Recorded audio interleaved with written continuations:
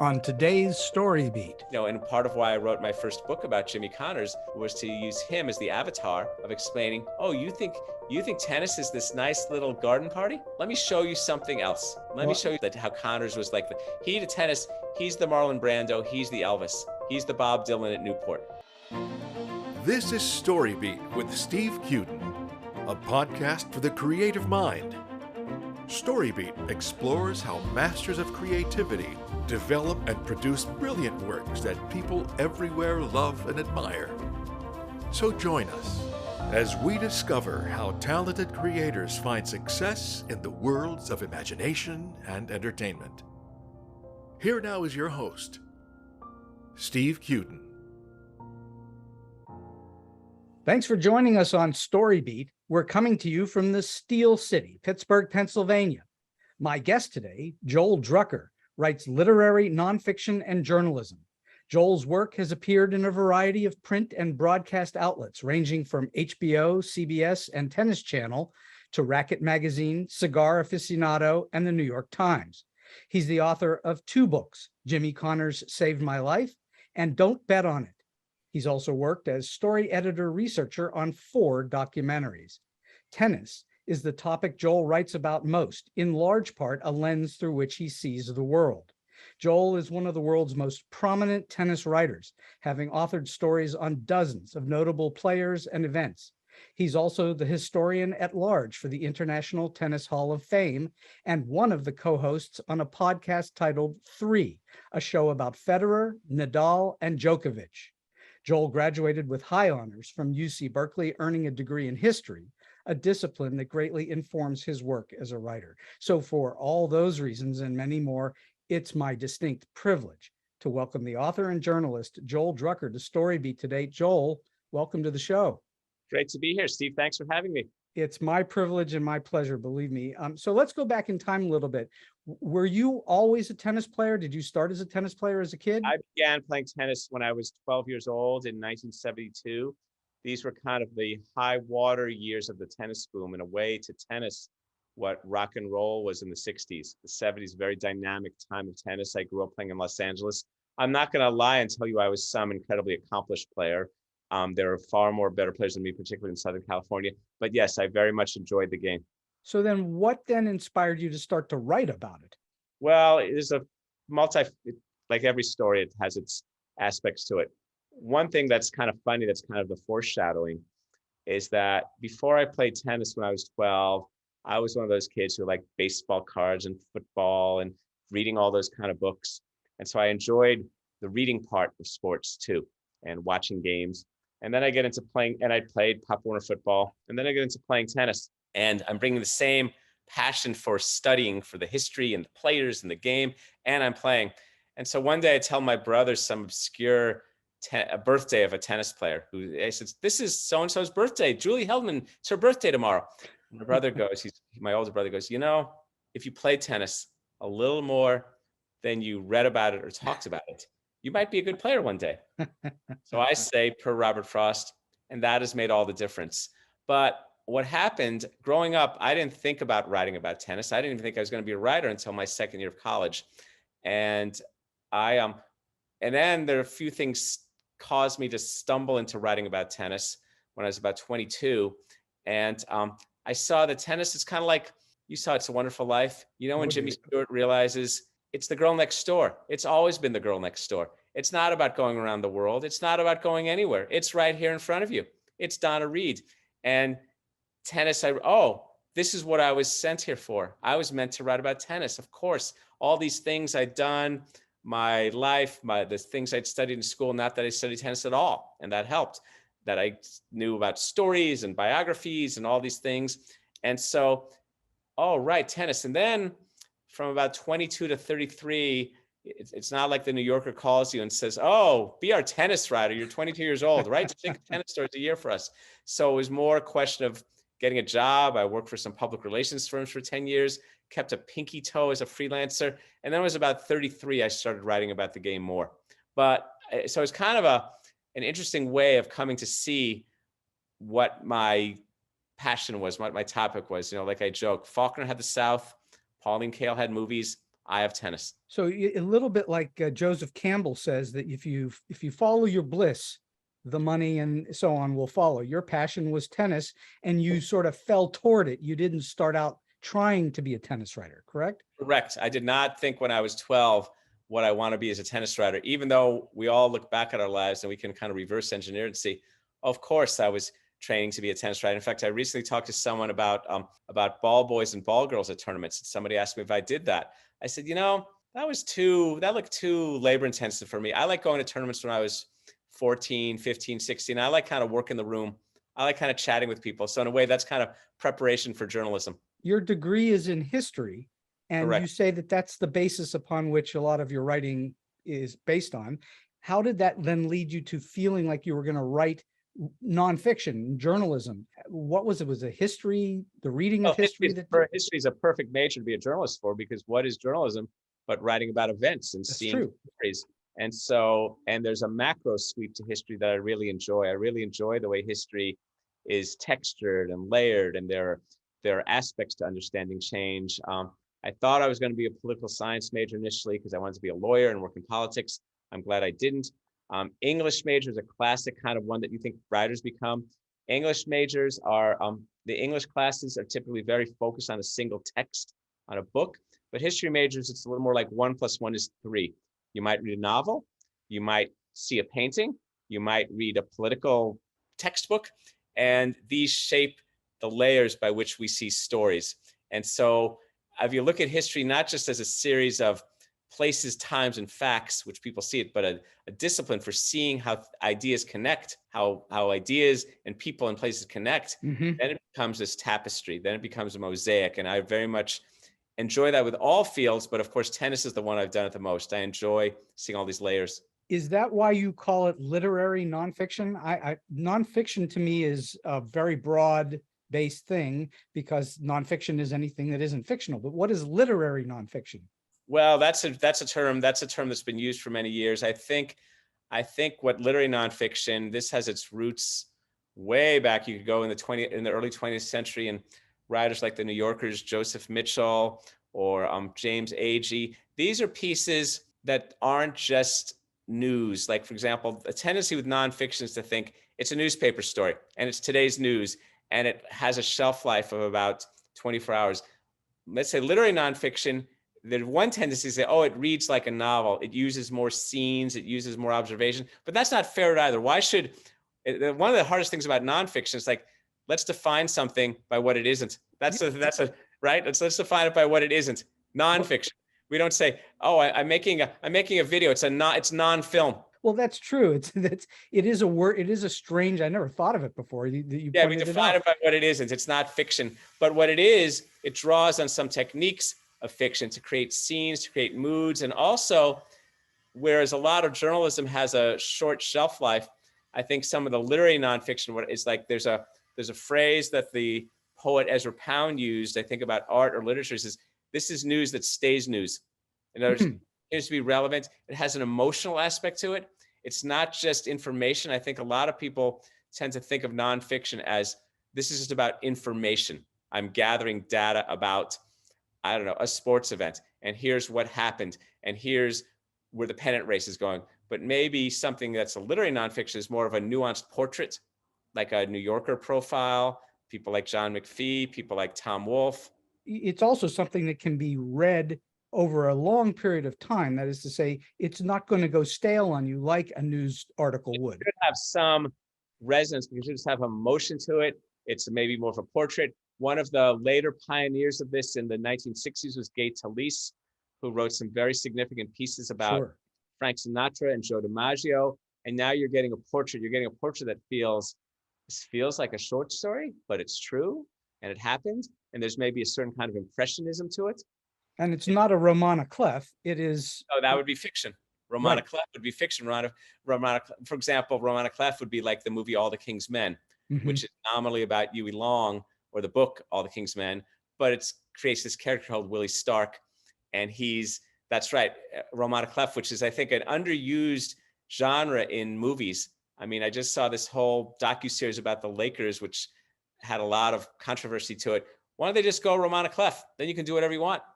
Well, sure. Well, sure. Of course, it's a fascinating series as well, I thought.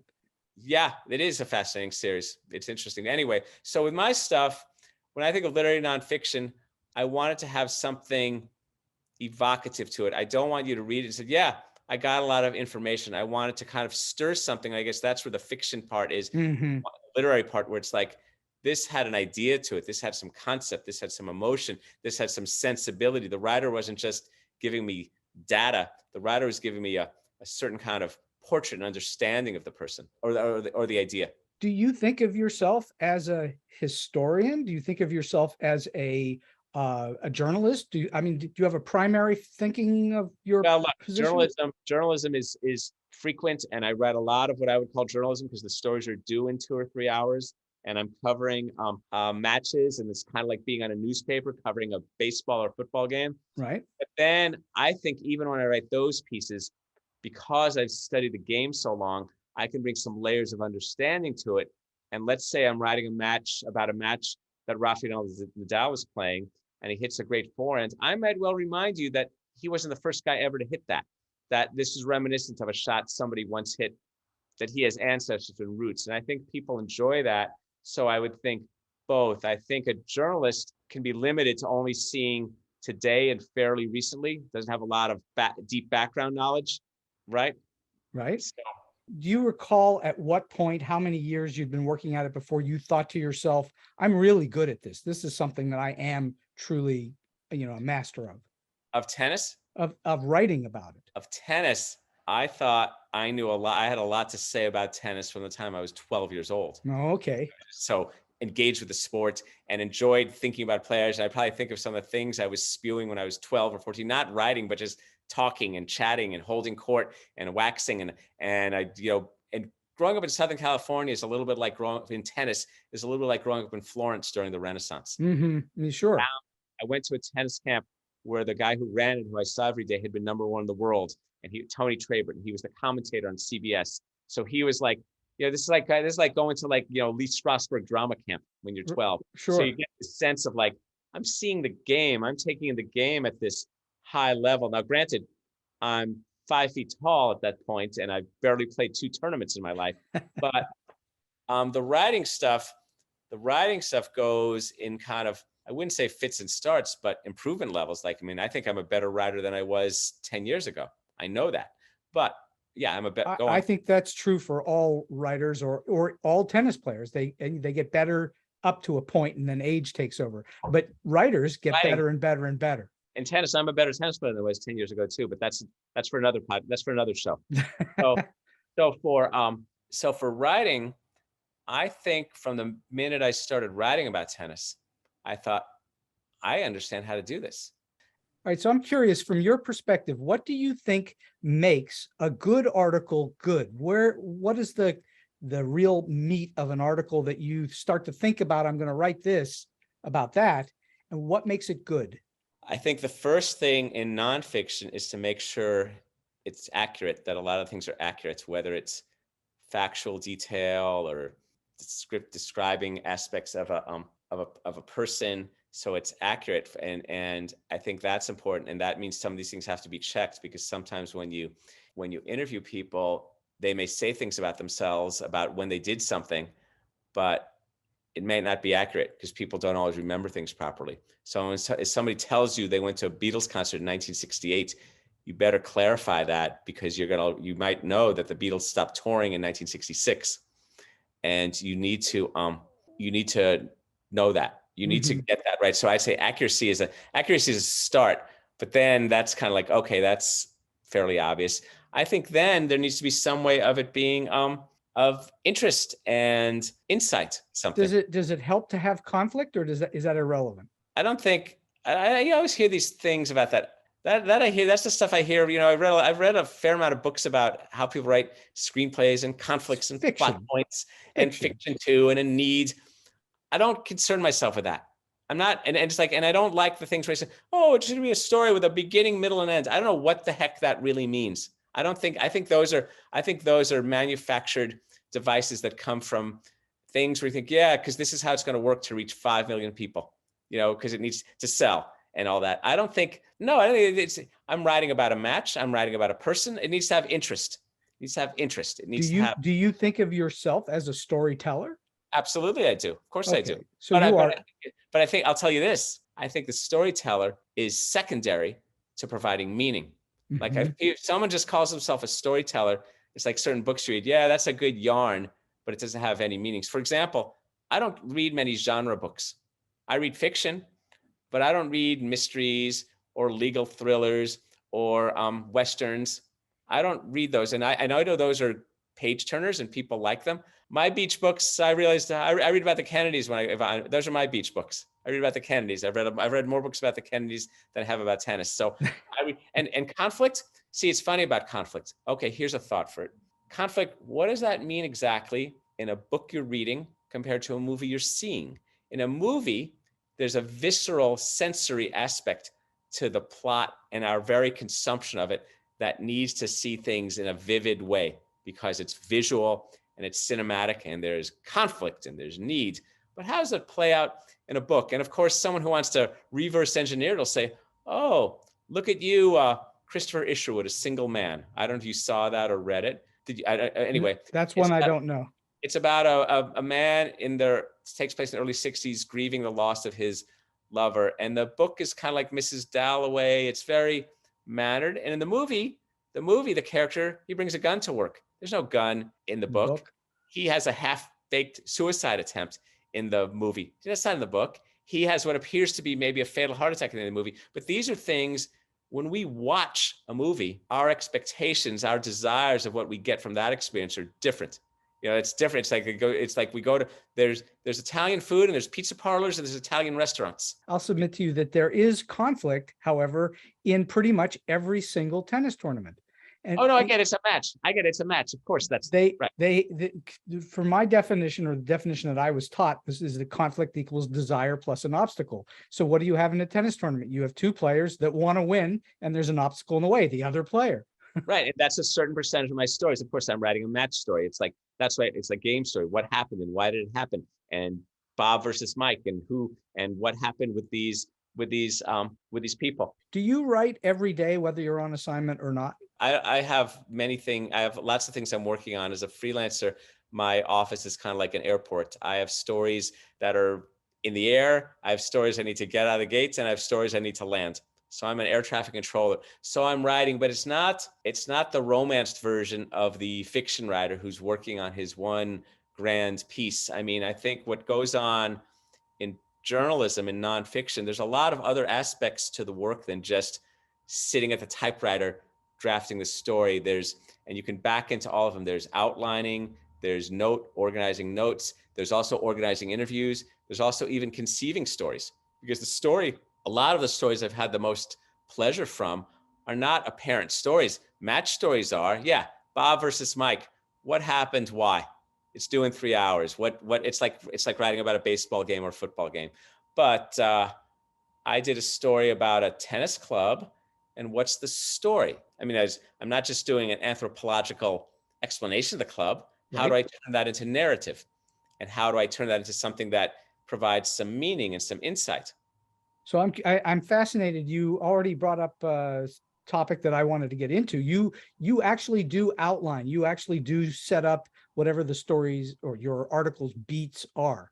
You go into that ahead of time. Yeah, you're not free-forming. Ahead of the research or ahead of the writing? Well, my assumption is you could do it either way. But do you find it's both? I find I don't outline the story when I go like, okay, I did a story. I did a story about this tennis club in La Jolla called the La Jolla Beach and Tennis Club. And I spent a week there.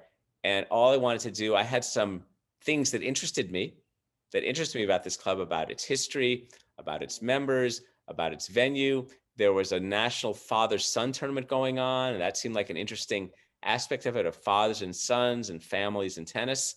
And that was very interesting. And then the most important thing to do, then I spent a week there hunting and gathering. I was gathering information. Here's my camera. Your camera is a notebook. My camera is a notebook, and I take notes and I observe things. and I talk to people, and I learn things, and I look at things, and I'm watching this tournament, and then I'm spending time with people, and then sometimes I'm bumping into one person who may introduce you to another person. It's kind of like I'm just kind of open to what can happen. So there's definitely not an outline. There are areas of interest to me, and my areas of interest might be different than someone else. Someone else might be going there and might be very interested in the architecture and the look and where this came from, and almost the sociology of the architecture and how that plays out in people. I was interested in the tennis aspect and people who were playing there and people who'd been members and interviewing different people. So then I come back home with 5 notebooks, and then that only once I've gone through those notebooks, and in some cases literally typed up all the notes, because it's kind of like the combing the signals with the particle gathering. Right. And then I start to see, okay, and even taking notes is a form of writing the story. Even when I'm interviewing people. Well, sure, you're amassing information, and then you're discerning later what the story is going to be. But you're even discerning while you're gathering. You see what I'm going on? I'm not a pure dumb terminal. I'm even while I'm talking, interesting. And I might put a star next to the fact that, this guy's mother was also a member of the club. You're actively seeking some form of inspiration. Threads, various story threads.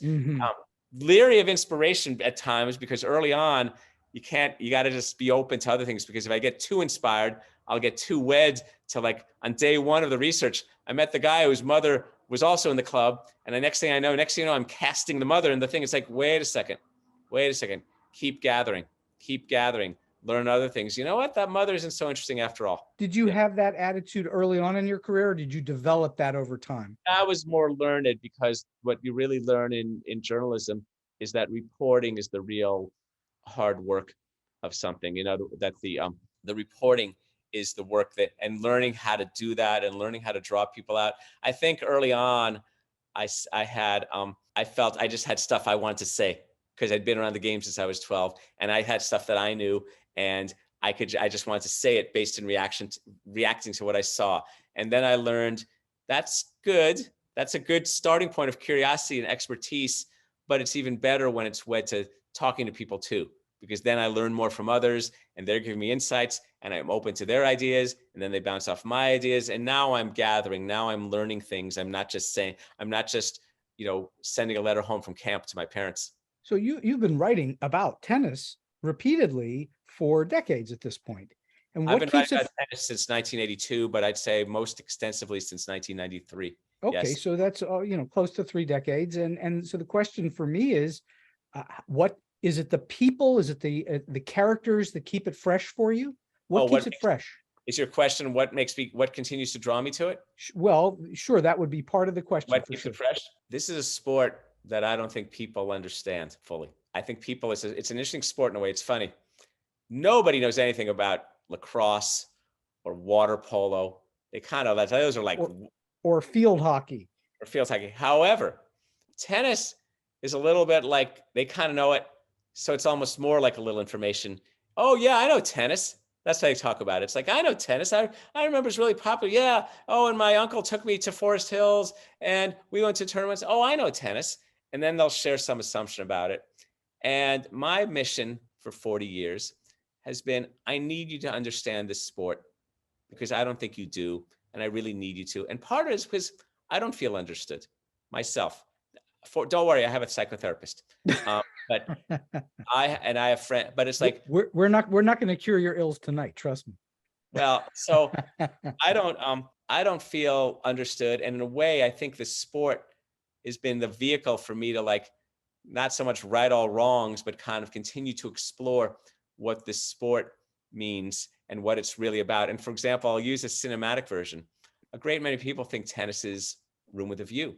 They think it's a Merchant Ivory movie. Don't they? Think it's gentility. Well, guess what? It's Goodfellas.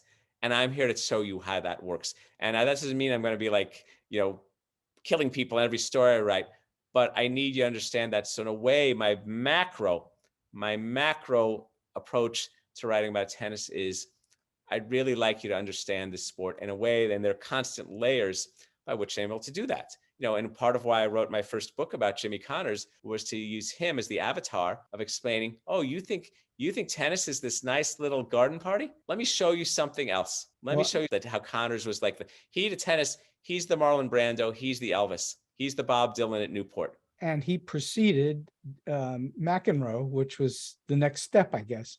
In a way, yeah, he was the next step. Connors was more like Elvis. McEnroe was more like the Rolling Stones.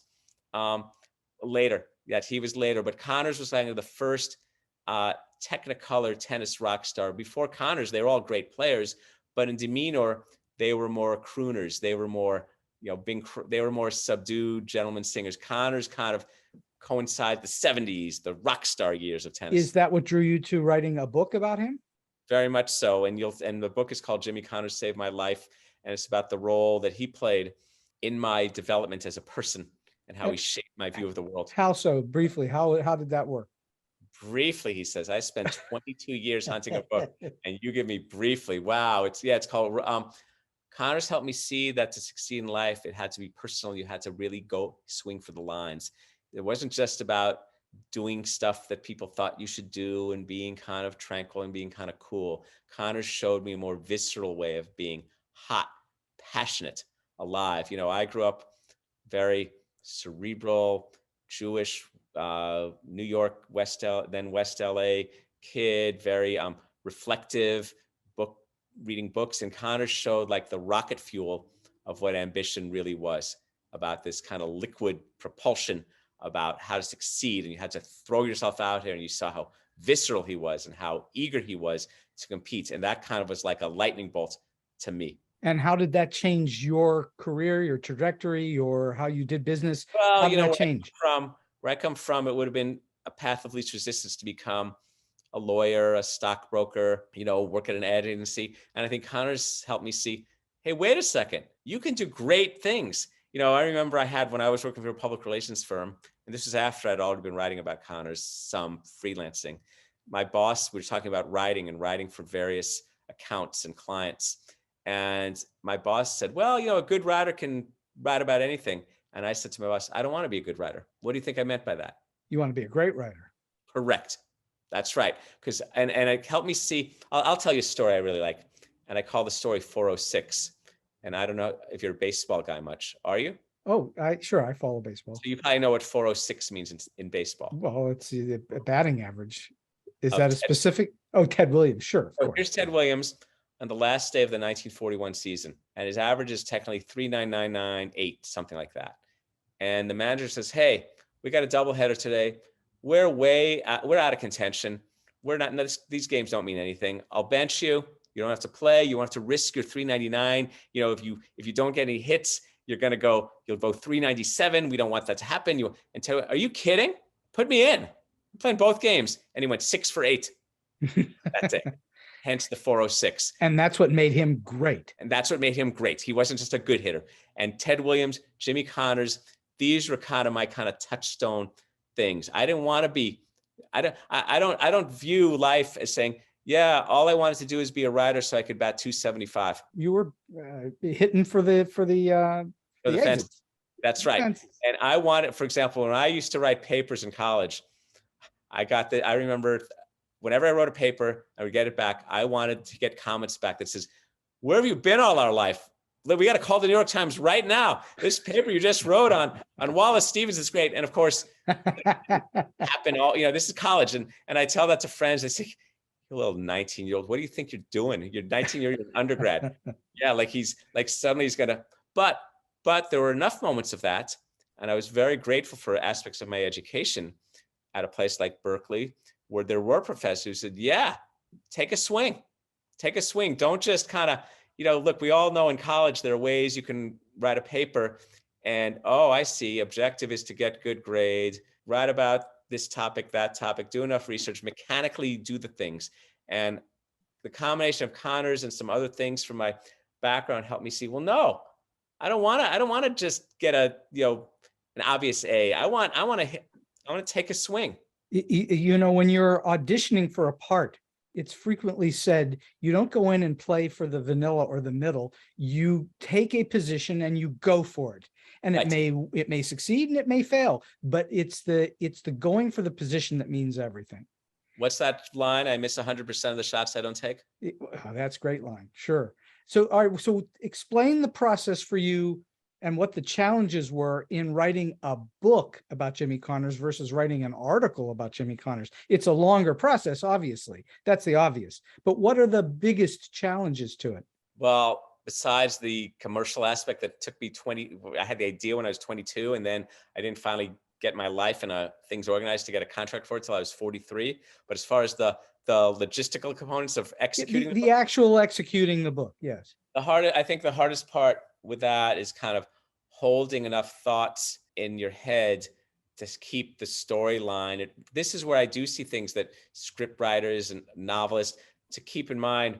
What's the story really about here, and what's too much that's indulgent, and what's too little that needs to be, and where it is, and constantly kind of like writing it, and then refining it, and then seeing that this doesn't work. And my book was kind of a twin biography. It was a mix of a third person portrait of him and a first person portrait of my relationship to him. So that's also a bit of a high wire act. I had a publisher tell me at one point, he says, you can't hit a base hit with that kind of concept. It's not as simple as a third person biography, nor is it as simple as a first person memoir. So it's kind of like both. And how do you braid his life with my life? And how do you find those connections? So the hard part was keeping those balanced, choreographed.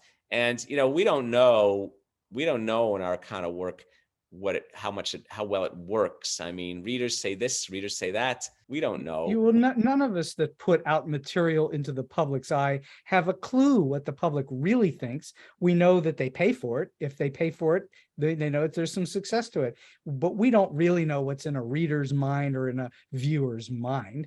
We can't. Right. No, we just kind of, tell the story. And the hard part, in a way, the neat thing was I'd been preparing to write the book for 20 years. I'd written numerous articles about Connors. I had a deep understanding of him and the game. And I think the hard part was figuring out what to leave in, what to leave out, what to pace. And even now, I'm sure we look back at things we've done and think, oh, I guess, all right. So you got to know him personally over time.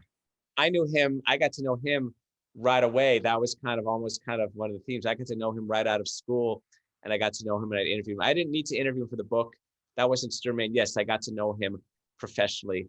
Did you need to interview others for the book? I interviewed a great many others for the book, both in the period when I got the contract, but in the years to it, I was kind of like, he was my Moby Dick for 20 years. So I would generate other assignments that would give me opportunities to write about him.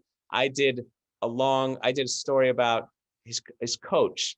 I did a story. I got to know his kind of friends and circle of people. So I got to know them. So I was kind of hunting him in various forms for 20 years. So that helped too. It wasn't like I suddenly, now I've got it. Now I can start. I was kind of on the trail for many years. You needed to go through that process. You needed to go through it.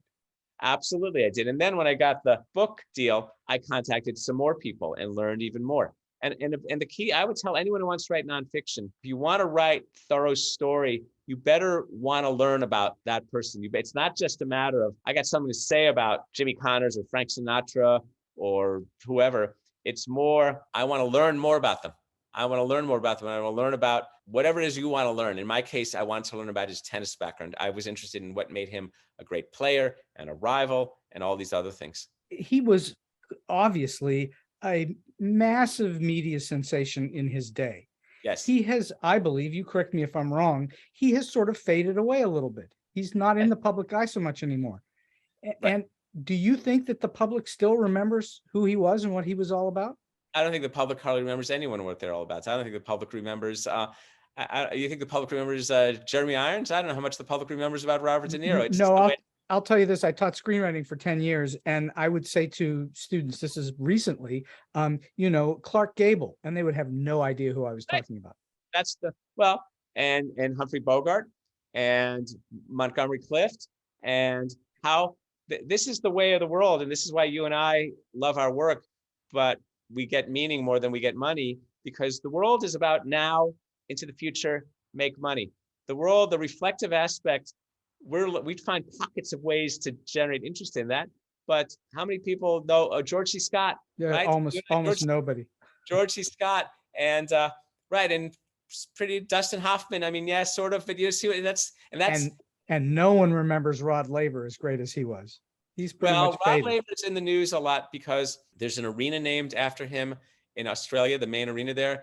And Roger Federer, to his credit, created an event called the Laver Cup. So Rod Laver is in the news, but I'll tell you, I bet you many people might not even know how Rod Laver played and what he did. And certainly Jimmy Connors and even John Mackin, who's on the air a lot, they'll know him as a, Commentator. But will they know how he played? I mean, McEnroe's more famous for throwing fits than anything else, I think. Right, but that's fame. So that's just the way. That's sort of the way the world works with memory. Right, so from all your time dealing with the life of Jimmy Connors, what was it that made him truly unique? Was it his killer attitude? What made him truly unique? Desire. Sheer desire to excel and to compete. And the only person who's probably since matched that is Rafael Nadal. Mm-hmm. Sort of a bloodthirsty desire to compete. And that's different than to win. Of course they want to win, but you look at winning as an outcome, a desired outcome that people want that you can't control, but competing is a process. And one of the things Connors said that I've quoted in numerous stories, there's an aspect to my late wife with Connors that's pretty interesting. We're gonna get to Don't Bet on It shortly. Right. And Connors said sometimes, beat me today and I'll play you tomorrow. And I follow guys to the ends of the earth just to play them again, to play. And in a way, Connors was very personal for him for competing. And he wanted to make sure he didn't like his opponents, but it was sort of business.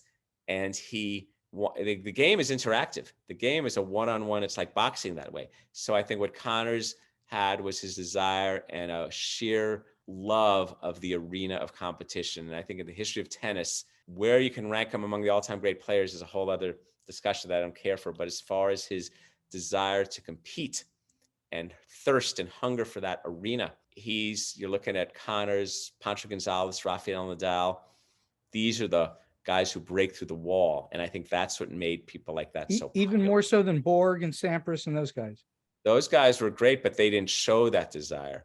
And they've had that desire. And Federer, same thing. Federer has it, but not to the extent this gets to makeup and nature, nurture, family, all these ways. Federer's great.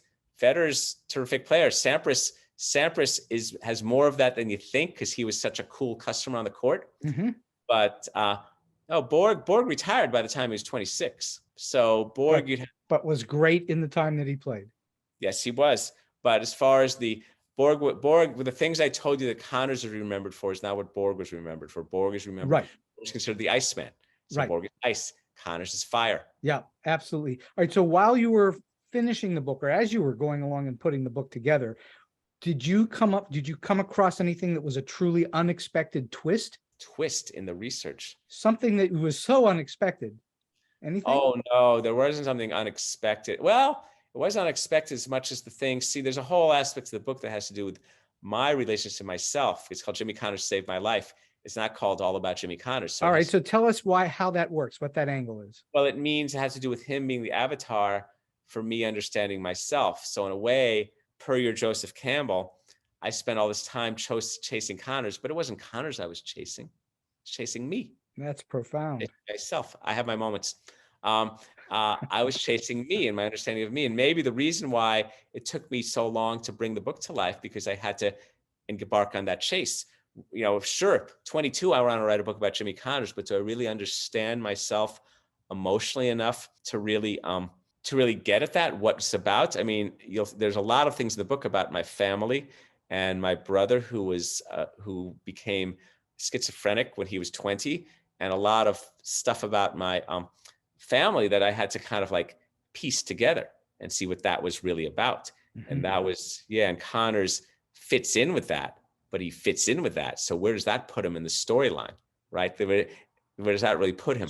So by studying Connors, it was instructional for you.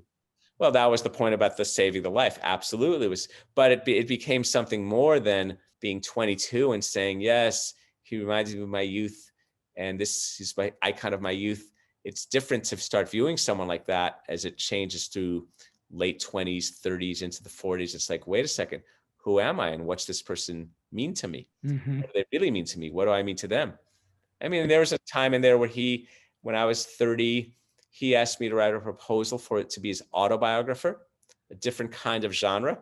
But I thought, this is great. I'm going to be his court-appointed Boswell. Fantastic. By him telling me his story, I can tell it to the world, and I can help the world see what tennis really is. I mean, that's been my quest for 40 years. I need you to understand my sport. That's my quest. Well, that's you stuck to it for a long time.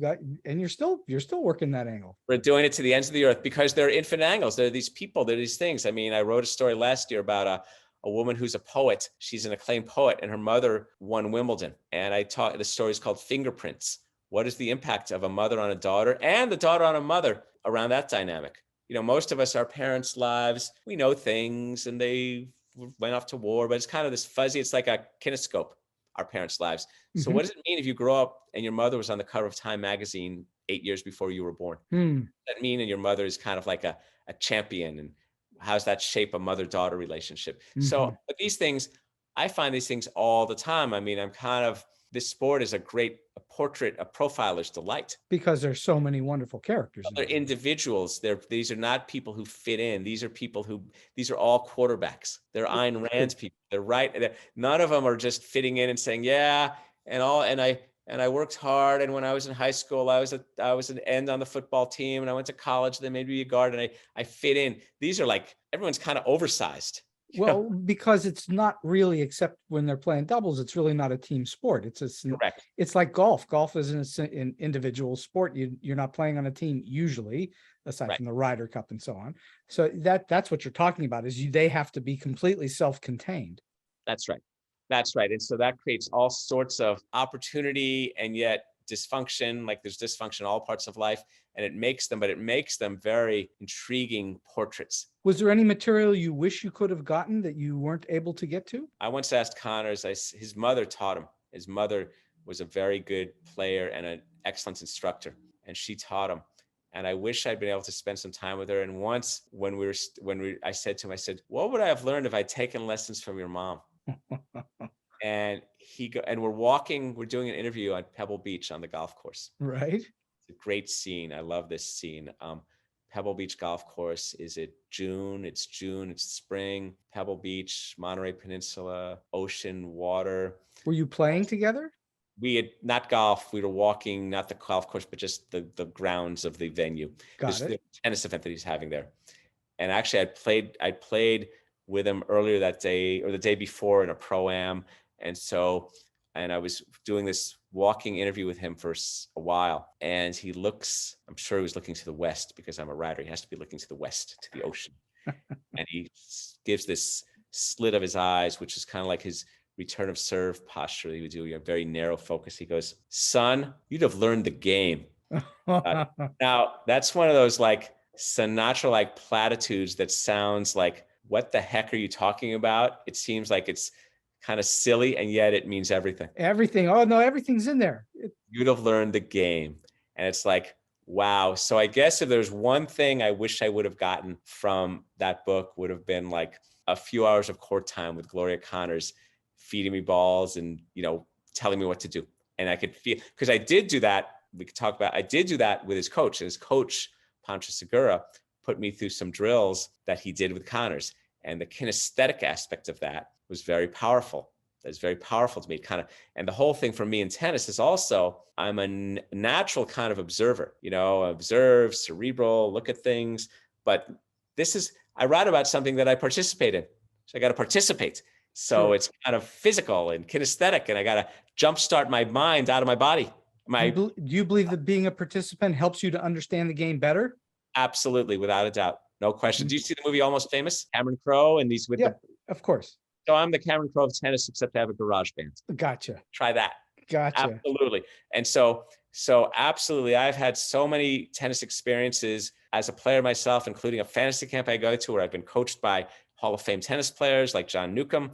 And that kinesthetic thing helps me. For example, I will never write that a player gagged. I'm not that kind of observer. I can't do that. I will write if they blew a lead, but I have a deeper empathy for what a player goes through from my, do you know golf handicaps? Oh, I certainly do. I'm the tennis equivalent of an 8 or 10 handicap. Okay. So I can shoot 80. You're a very good player. You're not going to turn pro. Oh no, but a pro will be on a court with me. It's not bad for a civilian. Not bad for civilians.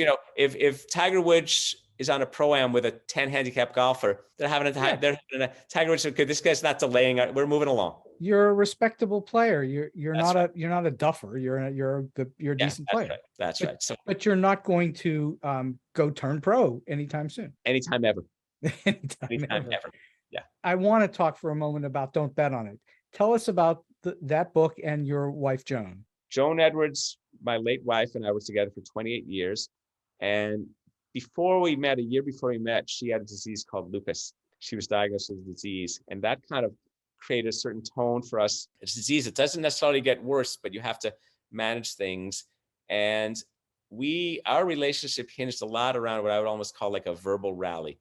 A lot of humor, it's like a mix of a slumber party, therapy session, and private joke. She was very clever. We were both kind of like the smartass in the room. We were both kind of the person who was the not exactly class clown, but kind of the class wit, kind of a smartass. So we had a very deep, profound, connected marriage. Profound, that sounds presumptuous, but I felt it was. And she helped support me, not financially, but emotionally. She believed in my ability to write about the tennis. She was very much cared more about faith than confidence. Do you know the difference between faith and confidence? No, please define that for me. Confidence is belief based on data. If we've played tennis and you've beaten me 6 straight times, you're confident you'll win a 7th. Faith is belief based on just belief. And she had that because of things that had happened in her life. And so we didn't have children, and we were both very connected to one another, a lot of connection to one another. And then the book is about our aspects of our marriage as well as her death. She got very sick in the summer of 2010, and she ended up dying that year. She died on Jimmy Connor's birthday, September 2nd. Wow. If you wrote that in a novel, the editor, you would say, stop that. Don't do that stuff. That's not believable. That's so hokey. That's so hokey. What are you doing? Come on. Who do you think? That's not even Frank Capra wouldn't get that hokey. So she died on September 2nd, 2010. That's amazing. Yeah. And he knew that too. And Jimmy Connors knew that. And he and I later spoke about that. And he was aware of that. And he was very gracious about that. So the book is kind of a collage-like portrait of our marriage and the things that defined our marriage, around her health, around her life and death. I mean, it's got a mix of flashback and chronology. It's very collage-like. It talks about the role of lupus in her health and how that flavored parts of our relationship. It has parts about Jimmy Connors. The title even is derived from a joke she made that related to tennis. So yeah, it's kind of got a bittersweet quality to it. And I started working on it soon after she died. It began as a talk to a lupus support group called Love and Laughter on the Fault Line. I mean, my wife's humor, this was her kind of humor. Very early when we started living together, I said, I see here that 80% of car accidents occur within 5 miles of your house. And she goes, oh, we should move.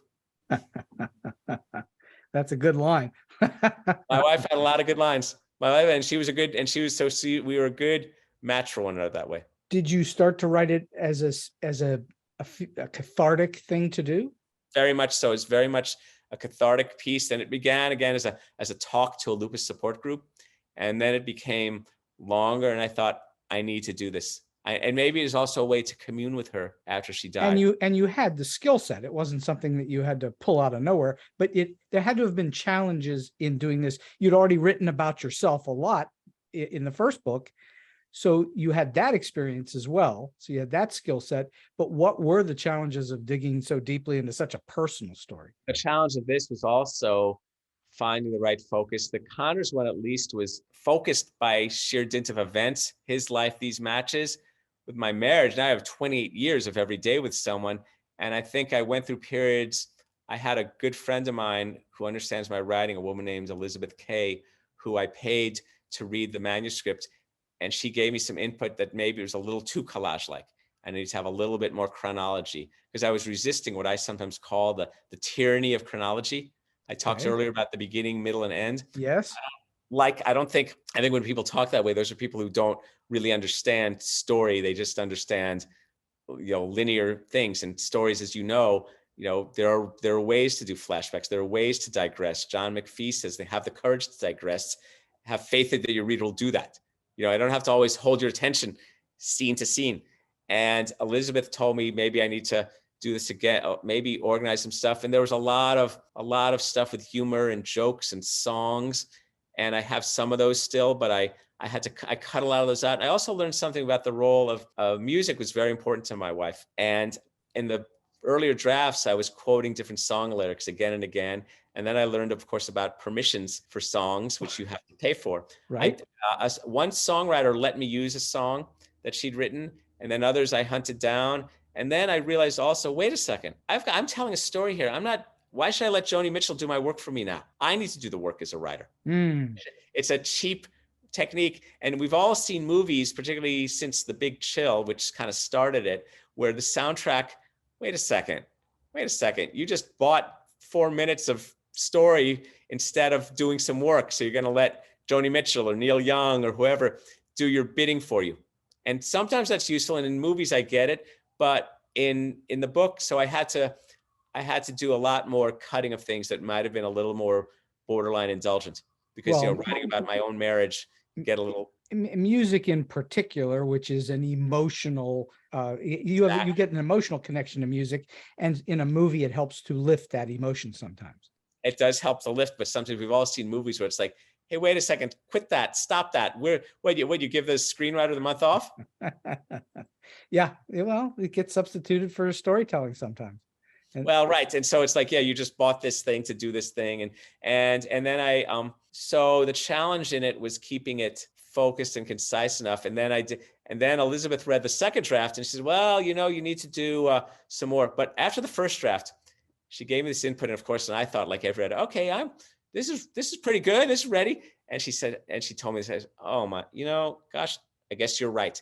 And so what I did, I took 166 scenes in that book. You know this process. And I made a note card for every one of them. Sure. I used one of these note cards and I put them on my dining room table, and I started to shuffle and I started to cut, and then you got to suture them back. It's never as simple as putting scene 79 before 23, because where's the transition and how does this all work?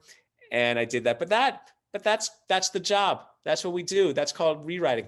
That's definitely a job. It's especially true in a case where you're talking about where you've written bits and pieces rather than one contiguous linear story. And when you do it that way, then it is helpful to see it all laid out in front of you. And then you go, well, this belongs with that belongs with this. And suddenly it becomes a better tapestry than it was before. And I even had a thing, for example, the title, which you could tell has a little bit of a bite to it, particularly given it's a memoir of someone dying.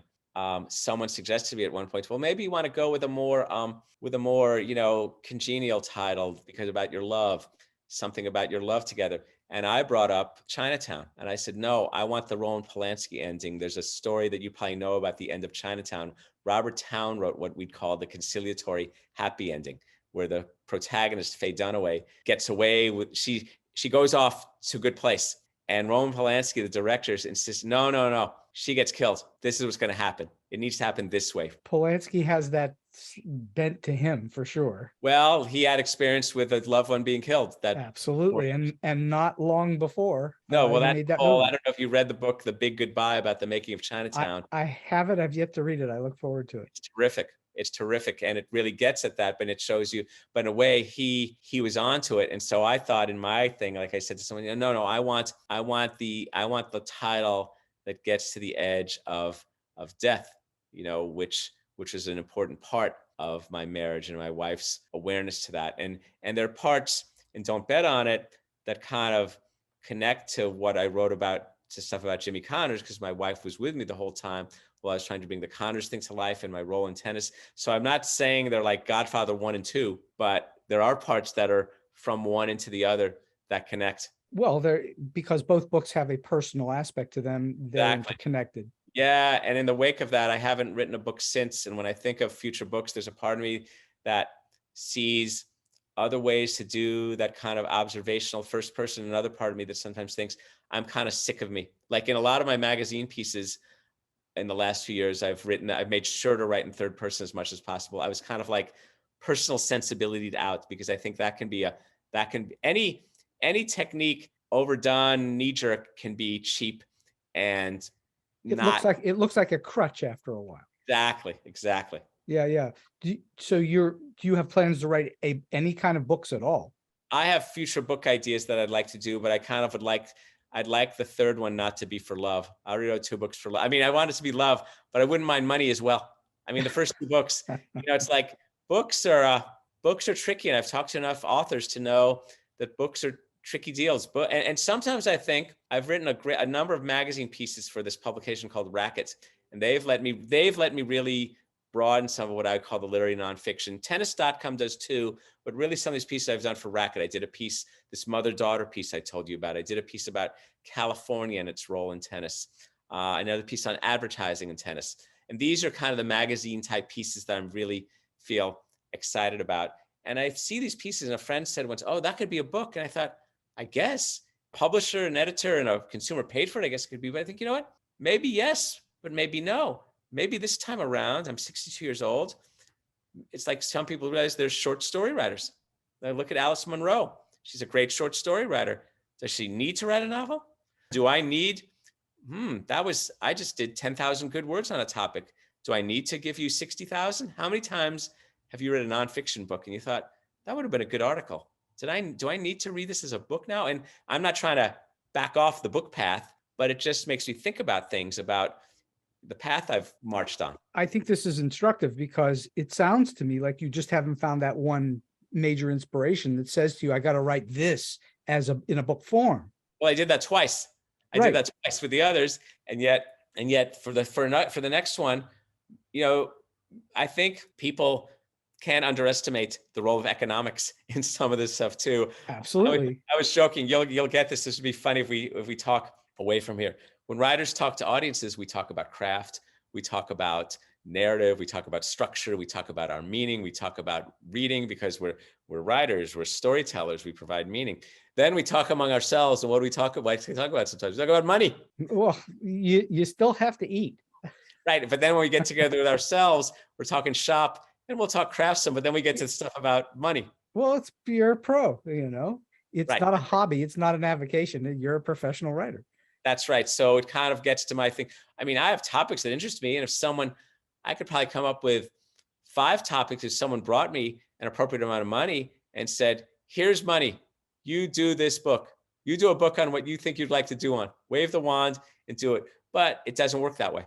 No, and it's a big commitment, if you're going to go down that road. I could do, though. There are topics that have interested me, and I've had things, and I like to read a lot, and I enjoy, and books are a very, very big part of my life in writing. I realized, particularly since I moved back to Los Angeles, where I grew up, and I naturally come across more people in what I call the Hollywood narrative military industrial complex.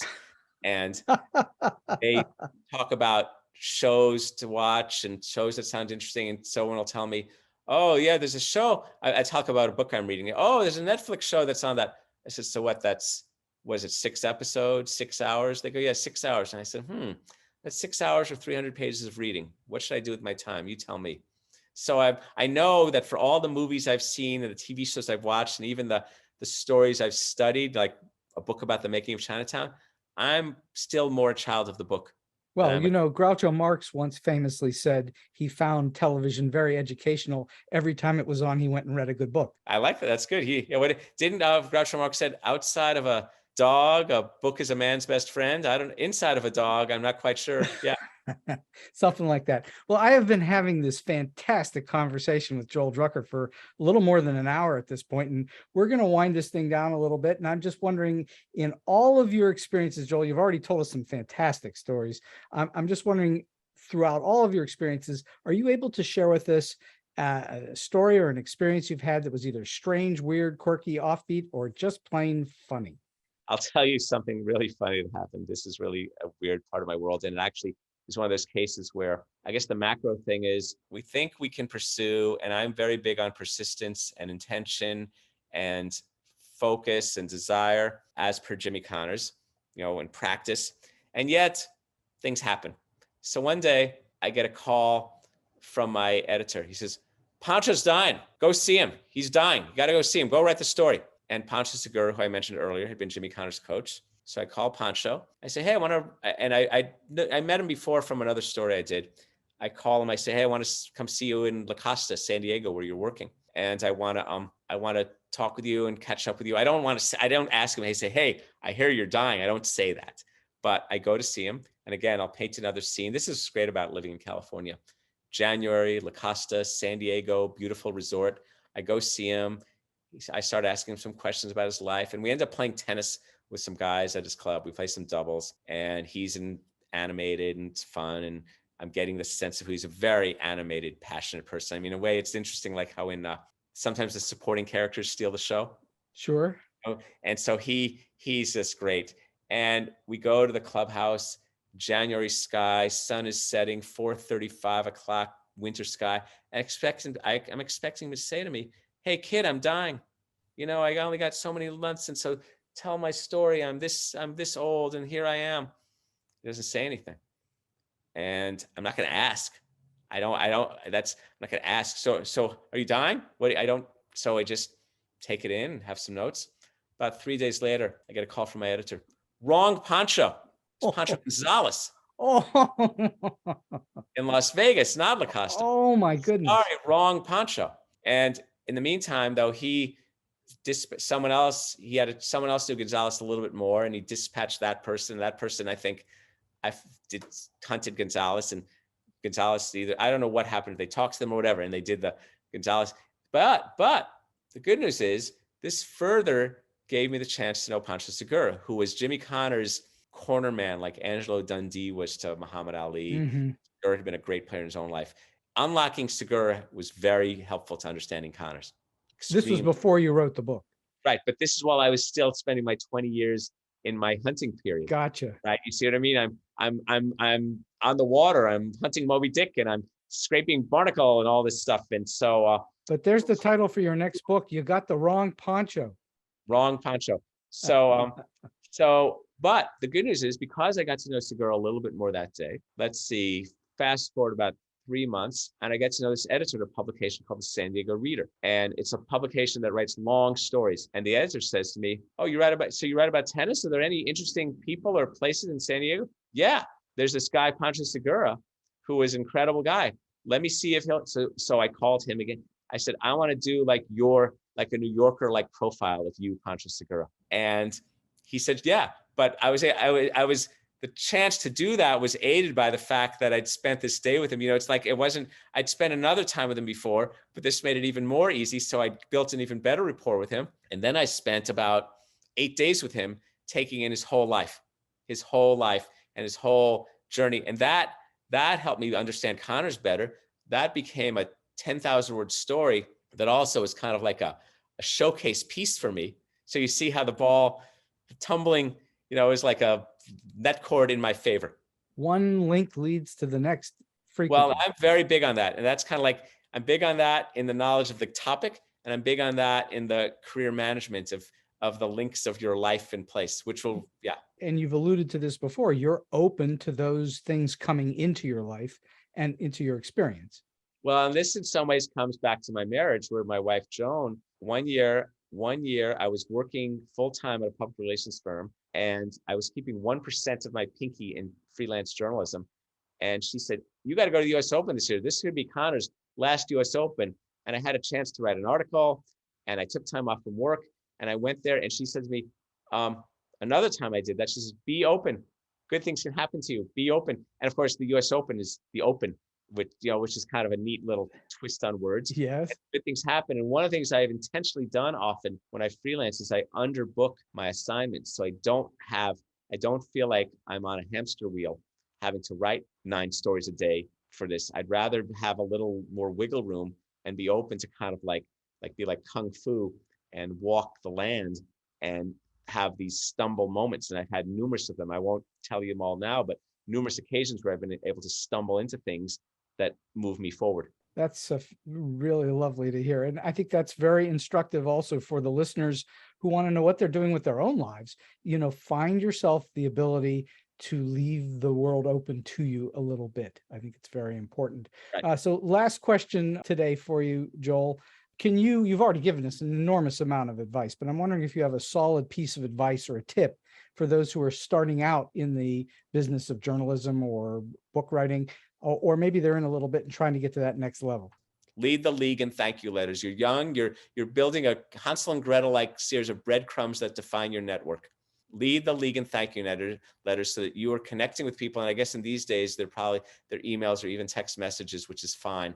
Well, actually, a handwritten letter would be very unique, and that might help you stand out from others. Truly. Nonetheless, we don't always get people's physical address. You meet people and you get to know people. You're building a network, and it's good to get to know people from who like you, who know you, who you can connect with, who you can thank you for appreciating you. And then maybe if you ever want something from them, they'll know you. I mean, we all have friends in the world. I only hear from this person when they want something from me. Wow, I don't care for that. And that channels my inner Michael Corleone. I mean, I had a guy who was always like that, and I hadn't heard from him for 2 years. And then he calls me, and I said, "To what do I owe this call?" Oh.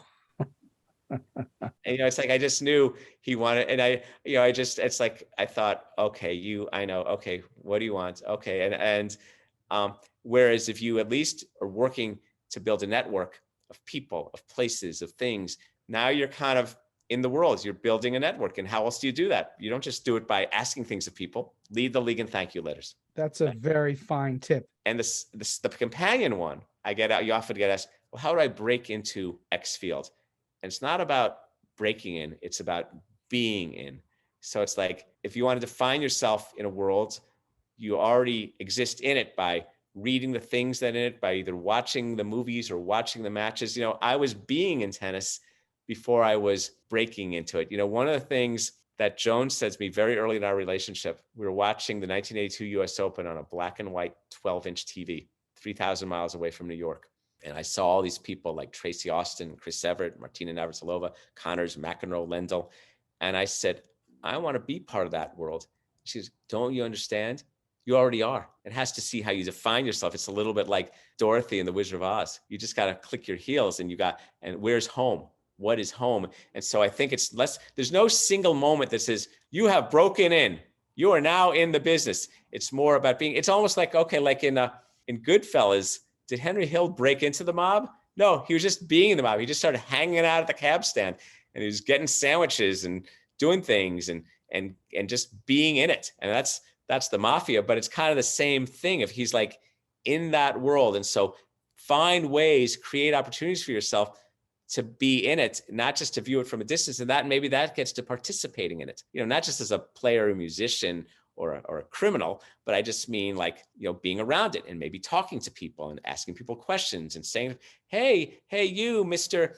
Sessions musician, could you talk to me for a little bit? What do you do? What do you do with that curiosity? I gave a talk to an elementary school recently, and the person asking me said, how do you define success? I came up with these 4 words that ended up forming an acronym. I said, engagement, passion, interest, curiosity. And it ended up forming the word epic. So those things propel you into it. There's not one moment where you're going to suddenly be in it. I think that is seriously great advice. Thank you. You cannot possibly be good at what you do if you don't feel like you're a part and parcel. And to become a part and parcel, you actually need to be a part and parcel. That's right. And you can do that. It's like someone asked me once about a tennis player. I said, how long does it take to define yourself as a tennis player? 10,000 hours?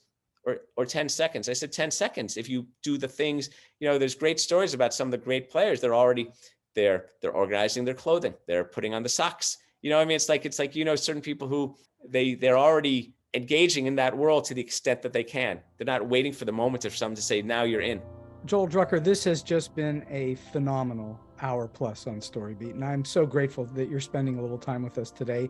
And the amount of information you've given us and the tremendous stories are really very welcome, and I thank you. Thank you, Steve. It's been terrific. And so we've come to the end of today's Story Beat. If you like this episode, won't you please take a moment to give us a comment, rating, or review on whatever app or platform you're listening to. Your support helps us bring more great StoryBeat episodes to you.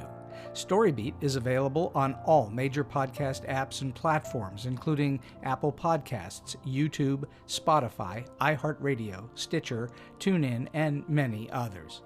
Until next time, I'm Steve Cuden, and may all your stories be unforgettable.